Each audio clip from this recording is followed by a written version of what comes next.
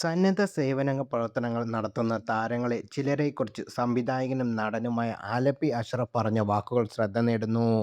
നന്മ ചെയ്യുന്നവരെ കല്ലെറിയുന്നവരാണ് സമൂഹത്തിൽ ഏറെയെന്ന് അദ്ദേഹം പറയുന്നു.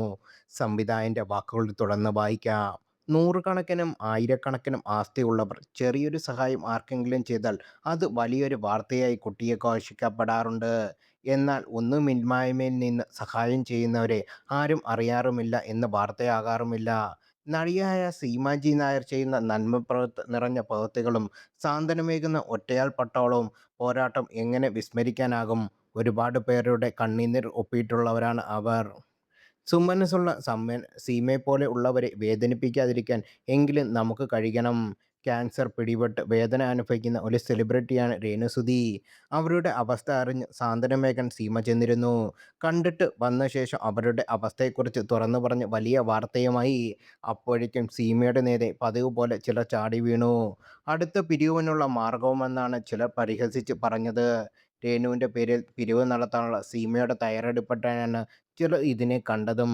രേണു ചികിത്സയുടെ ആവശ്യത്തിനായി ആരോടും സാമ്പത്തികമായ സഹായം ആവശ്യപ്പെട്ടിട്ടില്ല. വ്യക്തിപരമായ അടുപ്പം വെച്ച് ചിലർ രേണുവിനെ സാമ്പത്തികമായി സഹായിക്കുന്നുണ്ട്. ഇനി അഥവാ രേണുവിന് സാമ്പത്തിക സഹായം ആവശ്യമായി വന്നാൽ അവരെ സഹായിക്കണമെന്ന് സീമ പറഞ്ഞാൽ അത് എങ്ങനെ തെറ്റാകും? അങ്ങനെ സഹായം നൽകാൻ ആരെങ്കിലും തയ്യാറായാൽ അതെല്ലാം രേണുവിൻ്റെ അക്കൗണ്ടിലാകാം എത്തുക, അല്ലാതെ സീമയുടെ അക്കൗണ്ടിലേക്കല്ല. പലർക്കു വേണ്ടിയും കൈനീട്ടി യാചിക്കാറുണ്ട് സീമ. അങ്ങനെ പല ക്യാൻസർ രോഗികൾക്കും സഹായം എത്തിച്ചിട്ടുമുണ്ട്. അങ്ങനെ സഹായം ലഭിച്ചവർ ആരും സീമയെ ഇന്നേവരെ തള്ളിപ്പറഞ്ഞിട്ടുമില്ല. സീമയുടെ അഭ്യർത്ഥന മാനിച്ച് സുമനസ്സുകൾക്ക് രോഗികൾക്ക് വീട് വെച്ച് കൊടുത്തവരുണ്ട്.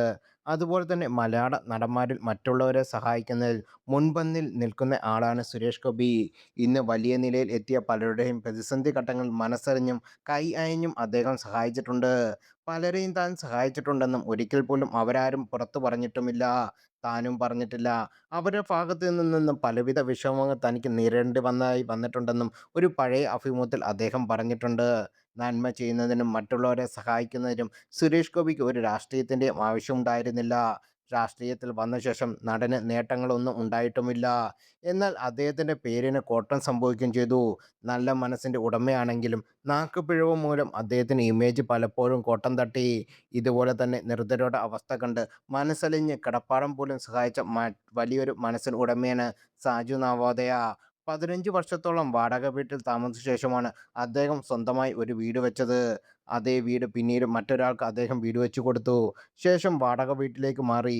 സ്വപ്നഭവനം യാതൊരു മടിയുമില്ലാതെ വിറ്റ് മറ്റൊരാളെ സഹായിക്കുന്നുവെന്ന് ഓർക്കുമ്പോൾ സാജുവിനോടും സഹധർമ്മിണിയോടും എന്തെന്നറിയാത്ത ആദരവും ബഹുമാനവും ഉണ്ടെന്നാണെന്ന് പറയുന്നു.